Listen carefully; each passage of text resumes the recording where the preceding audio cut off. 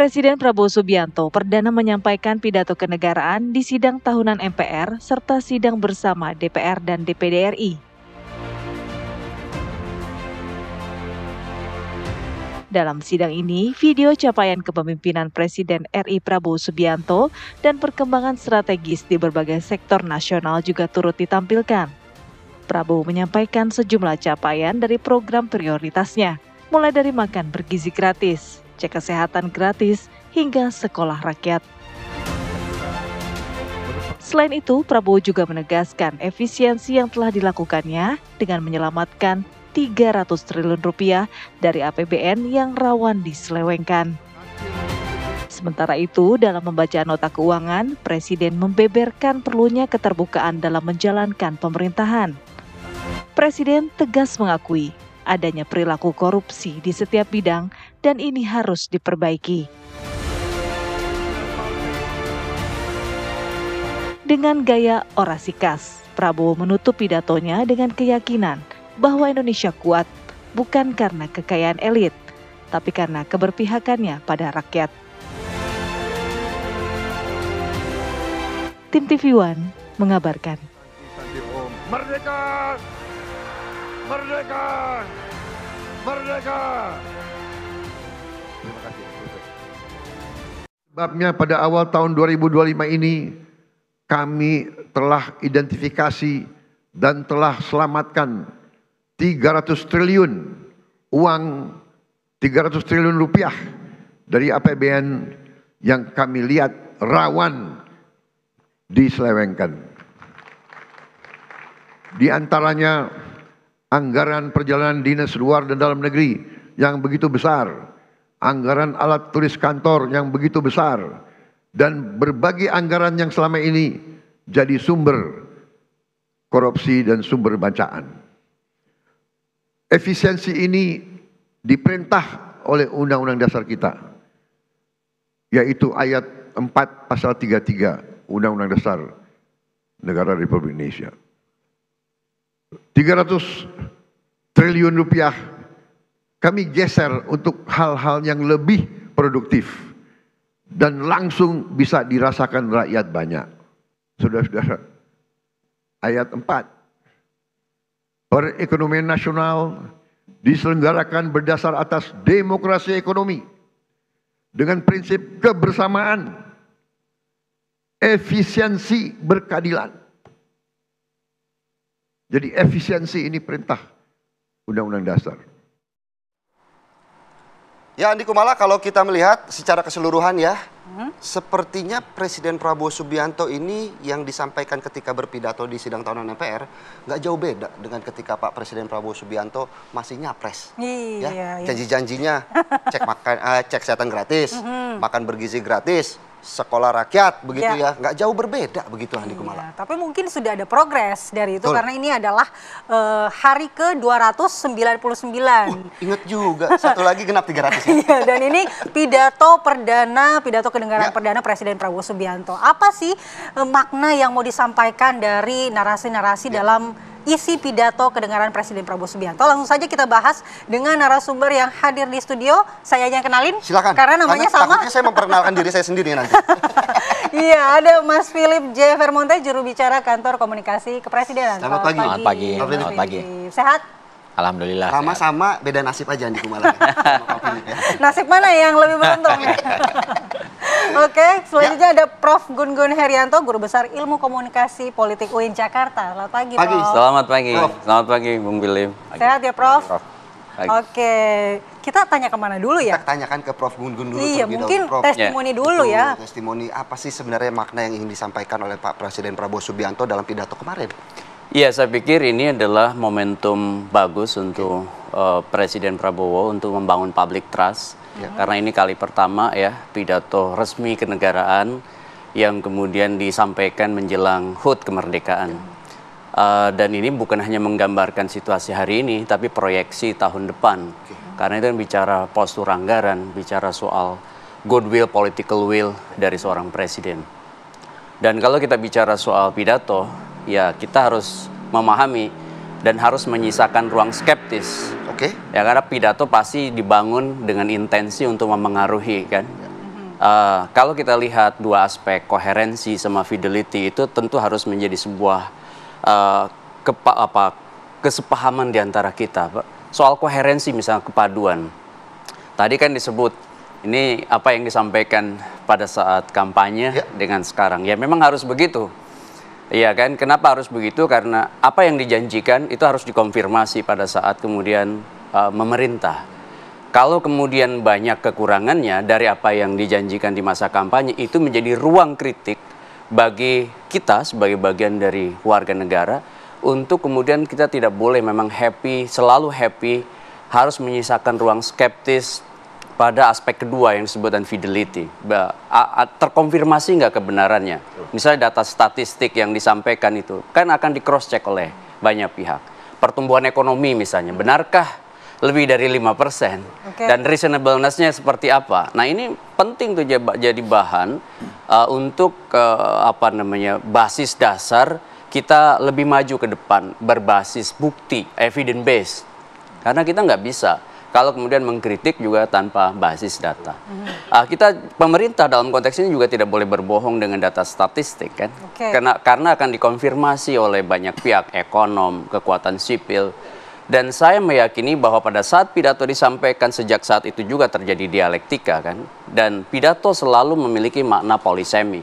Tidak mungkin ditafsiri secara tunggal, akan ada banyak penafsiran, termasuk tafsir yang tidak percaya, termasuk tafsir yang mungkin juga tidak meyakini bahwa data-data itu data-data faktual di lapangan. Nah, Prof, berbicara data kan kita menggarisbawahi 300T yang berhasil diselamatkan. Angka yang cukup besar dan sangat retoris lah untuk sebuah isi pidato. Apa sebenarnya yang ingin disampaikan oleh Presiden Prabowo dengan menampilkan bahwa sudah menyelamatkan angka 300T itu? Itu kan strategi untuk memudahkan loker kognisi kan. Jadi 300T diselamatkan itu kan akan menjadi semacam setting agenda termasuk dalam konteks perbincangan. Kan akan mudah diingat kan. Pemerintah menyelamatkan 300T. Tetapi kemudian Bung Philip misalnya hari ini harus bisa menjelaskan juga apa yang diselamatkan dari 300T itu. Ya kan? Ini bagian dari diseminator.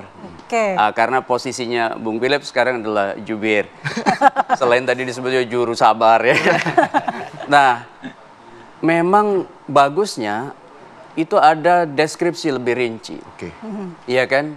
Apa yang diselamatkan? Kemudian bagaimana impact dari penyelamatan itu bagi hajat hidup orang banyak. Tidak berhenti pada kesadaran diskursifnya, tapi juga kesadaran praktisnya. Apa yang kemudian berubah dari penyelamatan itu? Apakah lagi-lagi kembali ke sekelompok kecil orang, atau justru berdampak pada banyak orang? Ini cukup menarik. Apakah kemudian berdampak terhadap banyak orang? Ini yang mungkin akan saya tanyakan ke Pak Philip. Bagaimana kemudian Presiden Prabowo Subianto bisa meyakini masyarakat terkait apa yang disampaikan oleh Presiden Prabowo Subianto di sidang tahunan MPR kemarin? Ya, terima kasih Mas. Saya menghargai apa yang disampaikan oleh Prof. Gun Gun, bahwa sebuah pidato itu kan memang tentu saja sengaja ditujukan ke masyarakat agar masyarakat memahami apa yang sedang dikerjakan. Bahwa ada ruang skeptik, ya itu betul. Itu kan tujuannya pidato, dan pidato kenegaraan ini bukan dalam konteks sistem presidensial kita bukan yang pertama kali. Jadi setiap presiden akan menyampaikan pidato di menjelang 17 Agustus. Kalau di negara lain tuh biasanya disebut State of the Union Address. Jadi presiden memaparkan situasi bacaan pemerintah tentang situasi politik, ekonomi, situasi global, dan tantangan-tantangan pembangunan, dan juga peluang sebetulnya. Nah, yang kemarin disampaikan oleh Presiden Prabowo di depan DPR MPR menceritakan banyak hal sebetulnya, mulai dari dukungan internasional, situasi geopolitik dan pilihan Indonesia apa yang harus dilakukan. Kemudian secara domestik tantangannya apa dan preferensi apa yang dimiliki oleh presiden sebagai presiden terpilih. Kan kita melalui tadi kan dibilang masa kampanye, kemudian ketika memerintah maka mulai menjalankan visi dan misi yang disampaikan ketika pemilihan. Nah, yang kedua, situasi hari ini, bacaan presiden, kan kita harus mengantisipasi berbagai perubahan global, di sisi yang lain menjaga momentum pembangunan Indonesia. Sebelum pandemi, Indonesia sedang tumbuh, dan juga negara-negara, banyak negara lain gitu. Kena pandemi, lalu ada pertarungan geopolitik dan seterusnya. Tapi kita ingin menjaga momentum ini. Ada program-program yang ditujukan kepada masyarakat secara langsung. MBG, cek kesehatan gratis, sekolah rakyat, renovasi sekolah-sekolah, gedung-gedung sekolah, dan lain-lain. Ini sekarang pandangannya adalah bagaimana anggaran kemudian harus ditujukan untuk prioritas hari ini, bagaimana menguatkan sumber daya. Ya kan, MBG itu kan bukan sekedar kasih makan gratis di meja makan. Dia intervensi gizi, ada kultur, ada ekonominya juga yang akan tumbuh. Mungkin berbeda dengan kalau kita pembangunan berapa jalanan yang dibangun di sebelah mana gitu. Harus kelihatan kasat mata. Yang dilakukan sekarang lebih banyak investasi. Karena untuk SDM begitu ya investasinya. Investasi, intervensi gizi itu mungkin baru akan kita lihat 5 tahun lagi, 10 tahun lagi. Tapi kalau tidak dikerjakan sekarang, makanya kan targetnya adalah Indonesia Emas 2045 kan begitu. Betul, dan itu kesepakatan kita bersama sejak zaman sebelum pemerintahan Pak Prabowo gitu. Sehingga yang dilakukan ini banyak intervensi. Jadi cara pandang ini yang harus disampaikan oleh Presiden kemarin untuk meyakinkan masyarakat bahwa tentu saja Presiden kemarin mengakui juga di dalam pidato itu bahwa goalnya sudah di-set bahwa intervensi gizi atau khusus soal MBG ya. Sudah di-set, tetapi ada tentu saja ada tantangan-tantangan pelaksanaan dan lain-lain. Kita bereskan bersama, kata Presiden kemarin waktu lagi pidato. Yang ketiga terkait dengan korupsi dan lain-lain. TV One sudah sering menayangkan berita-berita korupsi, kejaksaan melakukan penindakan ini dan itu. Jadi sebetulnya itu masyarakat sudah tahu semua. Presiden merangkum bahwa ada yang bisa diselamatkan. Juga dengan efisiensi misalnya. Kemarin disampaikan oleh Presiden, banyak yang bisa dilakukan, mengefisienkan bagaimana kita bekerja nih, dari sisi birokrasi, dari sisi masyarakat dan lain-lain yang sebetulnya kita bisa alihkan untuk hal-hal yang menjadi prioritas Presiden. Nah itu salah satunya Presiden melakukan efisiensi, menyelamatkan anggaran negara 300T, menyambung dari apa yang dikatakan oleh Prof. Gun. Mungkin Mas Billy bisa mendeskripsikan dari lembaga mana saja sih angka itu bisa tercapai hingga 300T efisiensinya? Kalau yang disampaikan Presiden kemarin, misalnya dari birokrasi ya, perjalanan-perjalanan dinas ke luar negeri yang mungkin tidak efisien. Kemudian dalam nota keuangan negara yang disampaikan oleh Presiden di siang harinya juga mungkin efisiensi di BUMN kita, bagaimana misalnya kemarin disebut secara langsung oleh Presiden ya, BUMN yang merugi mungkin harus mengurangi jumlah komisaris dan seterusnya. Itu banyak sekali yang bisa diselamatkan dari sana. Kemudian yang ketiga, berusaha untuk menjadi lebih produktif, mengalokasikan anggaran-anggaran yang bisa sebelum ini misalnya. Dari sisi kalau kita lihat ya yang disampaikan postur anggaran tersebut, kita memang Presiden memang menambahkan komponen-komponen untuk menjaga misalnya perlindungan sosial, kemudian MBG, cek kesehatan gratis dan lain-lain, itu kan uangnya harus diambil dari posisi yang lain. Ada perdebatan tentang misalnya di pemerintahan daerah merasa dikurangi dan seterusnya, tetapi sebetulnya yang dikembalikan lewat program-program itu. Kalau pemerintah pusat kan nggak punya rakyat. Rakyat itu kan di daerah. Jadi sebetulnya uang itu dikembalikan. Jadi dikembalikan ke daerah tetapi langsung ke dalam konteks masyarakat lewat program-program sosial itu. Baik, saya juga nanti mau ke Prof. Gun bagaimana kemudian Presiden Prabowo Subianto kalau kita melihat di berbagai kesempatan selalu mengumandangkan begitu ya. Berantas korupsi, bahwa kemudian apakah apa yang disampaikan oleh Presiden di pidato kemarin ini juga masih menjadi target prioritas di program Presiden Prabowo Subianto untuk kedepannya seperti itu. Kita akan bahas di segmen selanjutnya, tetaplah bersama kami. Di Apa Kabar Indonesia Pagi. Kekuasaan yang tidak diawasi, maka kekuasaan akan menjadi korup.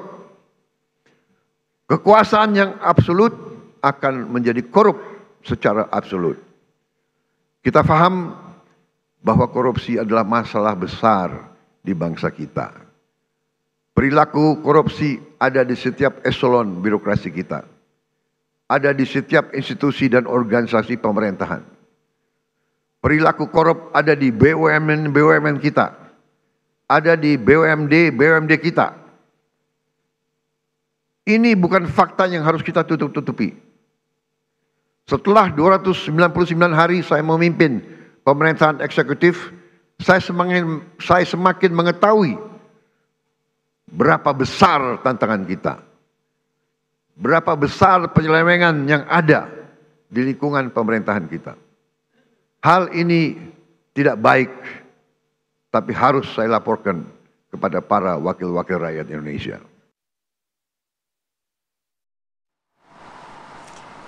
Kembali kita lanjutkan dialog di Apa Kabar Indonesia Pagi. Saya mau ke Prof. Gun-Gun. Prof, kalau tadi kita menggarisbawahi tentang pemberantasan korupsi, Presiden Prabowo Subianto kemudian menyebut bahwa direksi BUMN yang akan dipotong tantimnya 40M setahun ini, begitu, kalau tidak setuju mundur. Kemudian dia juga menyindir Jenderal TNI Polri, oknum Jenderal TNI Polri dan juga oknum dari partai, kalau membackingi tambang ilegal maka akan disikat. Gaya komunikasi belak-belakan seperti ini apakah memang efektif untuk membangun citra power gitu seorang pemimpin? Dari sisi komunikasi politik, gaya Pak Prabowo ini dynamic style ya, dynamic style. Dynamic style berbeda dan equalitarian style gayanya Pak Jokowi. Orang dynamic itu biasanya agresivitas verbalnya kerap kali muncul. Jadi pernyataan yang agresif. Dan dalam banyak studi tentang komunikasi politik elit, itu bisa menjadi positif, bisa menjadi negatif. Kalau kemudian CPM-nya atau Communication of Privacy Management-nya itu tidak terkelola dengan baik, bisa negatif. Tapi kalau seperti apa, Prof? Maksud saya begini, tadi kan ada semacam pernyataan yang tegas dan cenderung sebenarnya agresif. Tetapi kalau kemudian turunan dari pernyataan itu tidak jelas ke bawah, karena pernyataan presiden itu harus punya 3 karakter. Pertama official, direktif, otoritatif.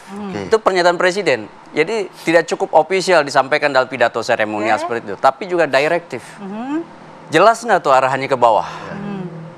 Sehingga kemudian pernyataan tidak hanya tinggal pernyataan, melainkan masih bersayap berkonsekuensi pada membangun sistem. Itu yang paling penting. Sistem pengawasan bagi pengamanan uang negara. Dalam konteks ini APBN dan juga tentu BUMN. Kenapa? Karena otoritas sekarang berada di Prabowo setelah diberi mandat kuasa rakyat tahun 2024. Kalau pernyataan presiden hanya sekedar official tetapi tidak direktif, itu jadi problem, ya kan? Makanya yang paling penting sebenarnya adalah kita melihat misalnya penegakan hukum bidang korupsi. Bagaimana? Apakah membaik atau memburuk?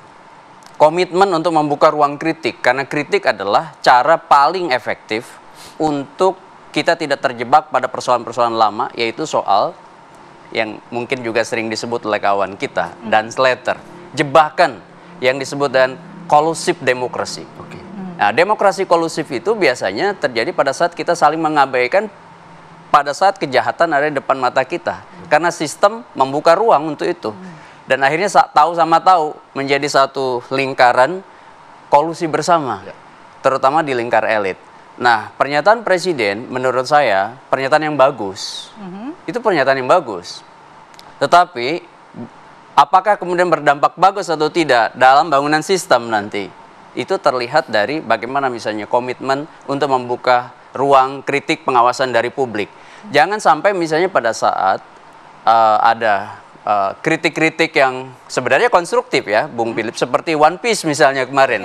Tiba-tiba misalnya ada seorang pejabat publik yang kemudian mengatakan ini bertendensi bla bla bla bla. Begitu kira-kira. Nah, ini kan contoh bagaimana satu pernyataan presiden itu juga memberi impresi bukan hanya pada publik, tapi juga membangun satu sistem aktif untuk menjaga yang disebut dengan APBN, bahkan juga APBD di daerah-daerah itu aman dari tindakan korupsi. Kalau enggak ya kita berada di Mobius Strips, di pita Mobius. Pita Mobius itu kita ya jalan dari satu titik kembali ke titik yang sama, non-orientable object. Jadi tidak ada akhir dari satu progres yang jauh lebih membaik di masa mendatang. Pak Philip, jadi kalau sedikit merangkum bahwa ini ada positif, ada negatifnya. Pak Prabowo tidak takut ketika kemudian Pak Presiden Prabowo Subianto mengincar elit-elit, justru akan berdampak negatif.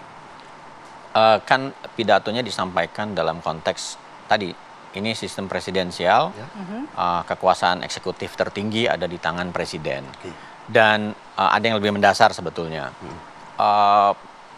Pidato kenegaraan setiap tahun yang disampaikan dan kali ini oleh Presiden Prabowo pertama kalinya juga disertai dengan penyampaian nota keuangan di siang harinya. Ya, RAPBN. Jadi ketika pagi menyampaikan situasi yang dihadapi dan prioritas, siangnya disampaikan ini anggaran yang disiapkan dan dirampungkan oleh pemerintah untuk dijalankan 1 tahun ke depan. Konteksnya begini, betul bahwa Presiden terpilih 2024 Februari, dilantik bulan September, lalu dari September 2024 ke sekarang Agustus 2025, itu APBN-nya ditetapkan Agustus 2024. Siapa yang menyusun? Pemerintahan Pak Jokowi. Karena itu apa? Program-program prioritas Presiden belum sepenuhnya atau mungkin tidak terakomodasi dalam APBN 2024 yang berjalan sampai Agustus 2025. Sekarang Presiden kurang lebih menyatakan ini prioritas saya, diulangi lagi di depan DPR, walaupun di masa kampanye sudah disampaikan dan waktu pelantikan sudah disampaikan juga.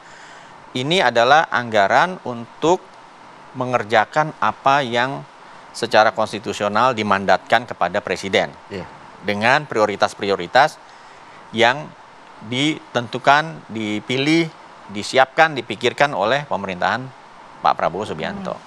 Karena itu apa? Karena sekarang adalah anggarannya Pak Presiden Prabowo, maka Presiden juga mau memastikan bahwa anggaran yang disiapkan ini jangan diganggu dengan korupsi dan lain-lain. Betul sekali. Karena ada banyak hal-hal yang baru di sana yang membutuhkan anggaran besar. Karena artinya kan mempertaruhkan visi dan misi. Dia harus tercapai. Nah ini siapa yang ingin kemudian ditunjuk oleh Presiden Prabowo Subianto? Kalau kita bilang, Pak Presiden kan juga mewarning, menunjuk, tapi kalau kita lihat satu telunjuk, menunjuk, tapi 4 jari ini bisa saja menunjuk kemana? Mungkin menunjuknya 1 ke Gerindra, tapi 4-nya kemana nih? Yang enggak, konteksnya kan pidato di depan, sebetulnya boleh dibilang elit politik. Ya, betul. Pimpinan kelembagaan negara, ada semua, ada menteri, ada anggota DPR, ada ketua partai, parpol begitu ya. Ada pejabat TNI Polri, ada BPK, MK, MA, semuanya ada di sana. Betul. Kurang lebih kan Presiden itu namanya makanya State of the Union Address. Kita semua dalam arti pejabat-pejabat publik. Tidak ada yang khusus begitu ya berarti? Tidak ada yang khusus. Kita semua, Presiden bilang jangan melakukan lagi korupsi. Karena ini ada anggaran yang disiapkan untuk mencapai tujuan-tujuan. Ya, yang tadi udah disebutkan, ada macam-macam lah. Dan juga situasinya nggak mudah. Dunia sedang kacau balau, mungkin ada perang mempengaruhi ekonomi Indonesia dan seterusnya. Sehingga apa yang kita punya harus dijaga, kan kira-kira gitu. Agar dia tidak mengganggu prioritas-prioritas pembangunan yang sudah diset. Tapi lagi-lagi siapa sih sebenarnya? Apakah memang Presiden Prabowo Subianto ini sudah punya nama-nama siapakah direksi BUMN itu? Siapakah oknum Jenderal TNI dan Polri itu? Dan siapakah dari partai itu? Ya. Kemarin kan yang disampaikan Presiden sebetulnya adalah secara terbuka, jujur bilang bahwa kebiasaan korupsi kita ini sudah merajalela di semua level, di semua aspek kementerian lembaga, dari pusat sampai daerah. Itu sebetulnya yang disampaikan oleh Presiden. Tidak menunjuk orang A atau B atau C, tetapi justru itu pernyataan terbuka. Begini, ada beberapa tahun lalu ada studi World Bank. Biasanya orang itu atau negara itu dia akan berbuat sesuatu ketika seluruh masyarakatnya menyadari persoalannya. Misalnya ketika perang termobilisasi. Persoalan korupsi, semua orang menyadarinya. Tapi World Bank pernah menyampaikan, anehnya adalah tidak pernah ada yang benar-benar bisa memobilisasi orang melawan korupsi. Kan kira-kira gitu.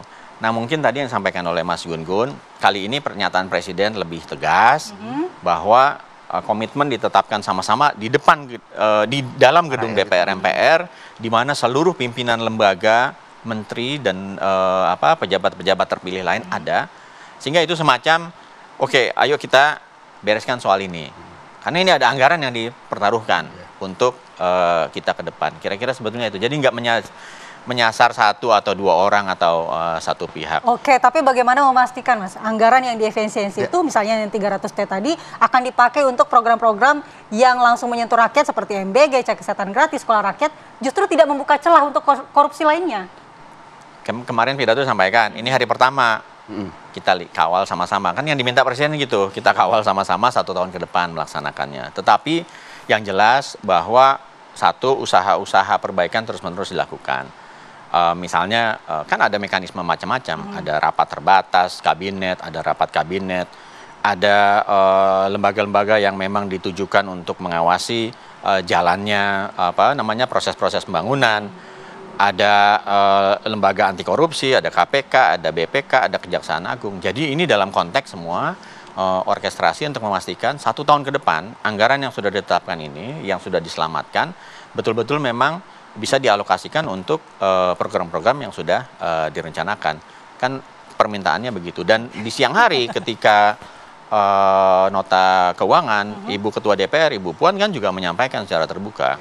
Kami mohon izin dengan segala hormat, misalnya yang disampaikan Bu Puan ya, dengan tetap menjaga martabat, saling menghormati, DPR juga menyatakan bahwa akan ikut mengawal dan mengakui bahwa apa yang diprogramkan itu disepakati bersama, programnya dikatakan baik, bagus, dan seterusnya, tetapi DPR tetap akan berkomitmen. Di dalam DPR juga ada partai-partai koalisi pemerintah. Jadi kan ini kita harus lihatnya sebagai sebuah sistem. Begitu. Kita mau ke Prof. Gunggun, mungkin sedikit Prof. Gunggun, bagaimana kemudian ada target, ada konsekuensi, melihat dari hasil dari pidato yang disampaikan oleh Presiden Prabowo Subianto seperti apa? Iya, apa yang sudah disampaikan itu kan tidak bisa ditarik ulang kan. Betul. Itu konsekuensi dari sebuah pernyataan publik.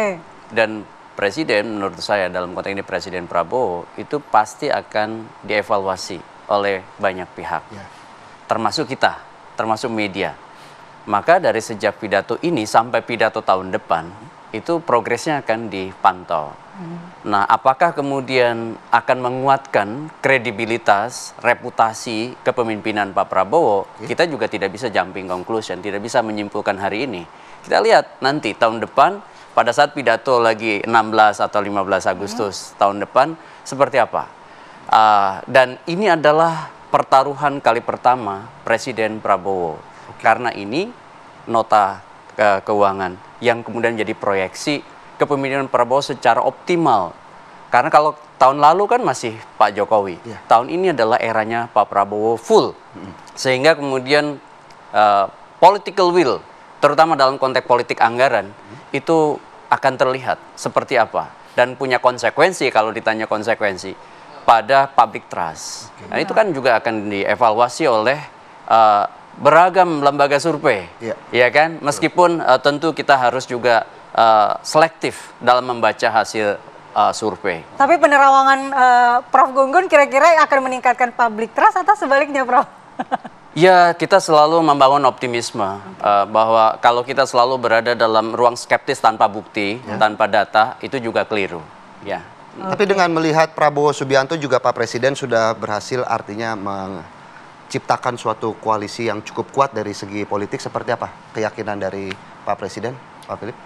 Komitmen politiknya kan kuat, dan yang dilakukan adalah program-program yang tentu saja melanjutkan apa yang sudah pernah dilakukan, tetapi juga seorang presiden terpilih, apakah itu Pak Prabowo, Pak Jokowi, atau Pak SBY, tentu punya preferensi-preferensi cara memandang bagaimana sebetulnya kita mencapai tujuan Indonesia kan gitu.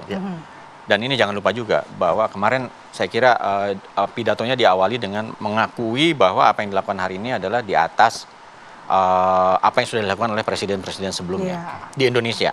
Gitu. Semuanya jadi, disebutkan. Semua disebut, tidak ada yang dinegasi dalam konteks itu. Artinya apa?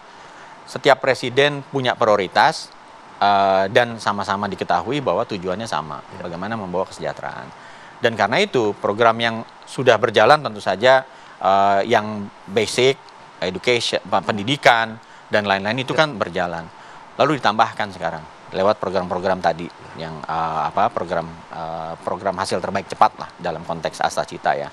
Itu elemen yang diprioritaskan oleh Presiden Prabowo, bukan berarti yang lain kan ditinggalkan, enggak juga. Cuma sekarang bagaimana orientasi preferensi dan harus dialokasikan dalam anggaran. Nggak bisa hanya mengatakan bahwa prioritasnya A tetapi tidak tercermin dalam anggaran. Dan kemarin yang disampaikan adalah memperlihatkan bahwa prioritas dan komitmen yang dibuat oleh Presiden dalam kabinetnya, Kabinet Merah Putih, itu dianggarkan. Yang tadi disampaikan oleh Prof. Gun-Gun, saya setuju bahwa memang ini adalah, makanya Presiden tegas sekali, ini prioritas kepemerintahan saat ini 1 tahun ke depan, dan ini anggarannya tentu saja punya keharusan untuk menjaga agar anggarannya betul-betul bisa digunakan untuk proses-proses dan prioritas yang ditetapkan. Ya, tentunya kita berharap bagaimana 2 jempol ya Andi Kumala yang sudah diberikan tuh Standing applause. Standing applause ini bisa berdampak baik untuk 1 tahun ke depan di era kepemimpinan Presiden Prabowo Subianto. Terima kasih Pak Philip untuk waktunya bagi Prof. Gun-Gun, waktunya untuk pagi hari ini. Dan pemirsa, apa kabar Indonesia Pagi masih akan kembali di segmen selanjutnya. Kami masih memiliki sejumlah informasi menarik lainnya untuk Anda.